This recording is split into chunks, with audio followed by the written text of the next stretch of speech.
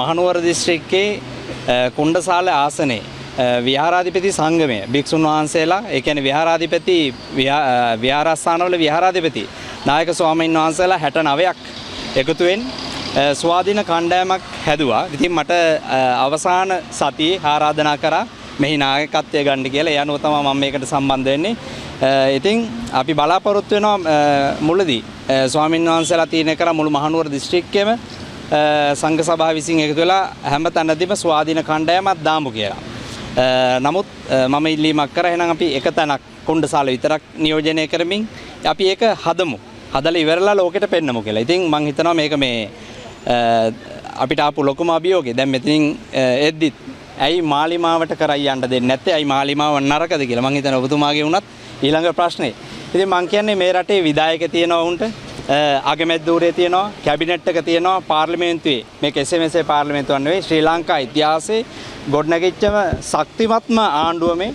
ඉතින් අපි මේ ආණ්ඩුවට කියනවා මහා නගර සභා, නගර සභා, ප්‍රාදේශ සභා 341ක් මේ රටේ තියෙනවා. ඉතින් එයාලගේ විධායකය අගමැතිකම කැබිනට් එක සම්පූර්ණ බලය යොදලා රාජ්‍ය ආයතන 247ක බලය යොදවලා අපි එයාලට ආරාධනා කරනවා අර 340ක් හදන්න අපි එකක් හදලා පෙන්නන්න.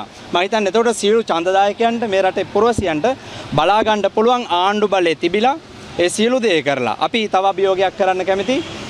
රජයේ ප්‍රතිපාදන කොහොමත් 15ක් නැත්නම් 20ක් තමයි පළාත් පාලන ආයතනයකට හම්බෙන්නේ. එඳා අපි මේ 20ත් අවශ්‍ය නැහැ. අපිට මුදල් උත්පාදන ක්‍රම තියෙනවා. ප්‍රාදේශීය සභාව විශේෂයෙන්ම කුණ්ඩසාලේ කියන්නේ සෑම සම්පතකින්ම පිරි ප්‍රදේශයක්. ඒ පළාතේ හැදිච්ච ස්වාභාවික නායකයෝ මේ හැමෝම ඉන්නේ. ඒ පළාතේ හැදිච්ච ස්වාභාවික නායකයෝ. ඒ පළාතේ ගම් අඳුරන ගමේ හතර කොන අඳුරන කුණ්ඩසාලේ හතර කොන අඳුරන මිනිස්සු ඉන්නේ. දා අපිට විශාල දේශපාලනික බලාපොරොත්තුවක් තියෙනවා. නමුත් අපි බලාපොරොත්තු වෙනවා ඉස්සලාම මේ ආරාධනාව මිනිසුන්ට කරන්න කුණ්ඩසාලේ විශේෂයෙන්ම අපි කුණ්ඩසාලේ අරගන්නේ හදන්නමයි. කුණ්ඩසාලේ හදලා කුණ්ඩසාලේ මේ අපි ඉන්නේ මහනුවර අගනගරේ මහනුවර මහනගර සභාව ඇතුලේ මීට නොදෙවිනි සමහරට මීටත් එහා ගියපු කුණ්ඩසාලක් ඉදිරි මාස 6 ඇතුළත අපි අනිවාර්යෙන් හදලා පෙන්නනවා කියන පොරොන්දුව අපි ජනතාවට දෙනවා.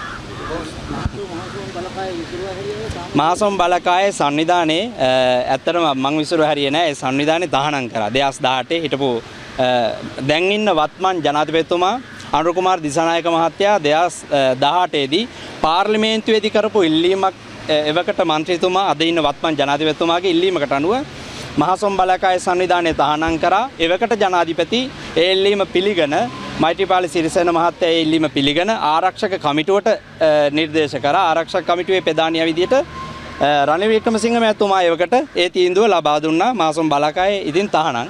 අපි ස්වාධීනව එකයි කණ්ඩායමක් විදිහට ඉදිරිපත් වෙන්නේ. නෑ මහසොම් බලකායේ අය මහසොම් බලකායේ අපිට අවශ්‍ය වෙන එකනේ අපි දේශපාලනට මං කියන්නේ මිනිස්සු අපිට මහසොම් බලකාය කියලා චෝදනා කරනවා නම් අද වත්මන් ආණ්ඩුවත් ඊට නොදෙන්නේ නෑ මං හිතන්නේ. ඇෆ්ගනිස්තානයේ ආණ්ඩුවයි දැන් පවතින තාලිබාන් ආණ්ඩුව ඇෆ්ගනිස්තානයේ ඉන්නේ. ලංකාවේ ඉන්නේ ජනතා විමුක්ති පෙරමුණේ ආණ්ඩුව. ඉතින් මහසොම් බලකාය මං හිතන්නේ එච්චර හානියක් මේ රටට කරා කියලා. අපි කරේ ඒක සිංහල බෞද්ධ සහ මිනිසුන් එක්ක පුනරුදයක්. අද මේ දැන් වෙද්දි මේ දැන් ඔයාලට දිගන් ටවුන් එකට ගියොත් බලන්න පුළුවන් නැගෙනහිර මුස්ලිම් ජනතාව කාත්තන් කුඩියේ මුස්ලිම් ජනතාව ඇවිල්ලා මං වෙනුවෙන් ලීප්ලට් බෙදනවා දිගන ටවුන් එකේ. ඉඳාර ජාතිවාදී බැජ් එක ආගම්වාදී බැජ් එක මට අලෝප එකක් මිසක් අපි අලවගත් එකක් නෙවෙයි. ඇත්තට මේක කුණ්ඩසාල විහාරස්ථානවල 69ක් විහාරාධිපති නායක හඳුරලාගේ තීරණයක්. මම මේකට අවසාන මොහොතේ නායකත්වය දුන්නා පමණයි.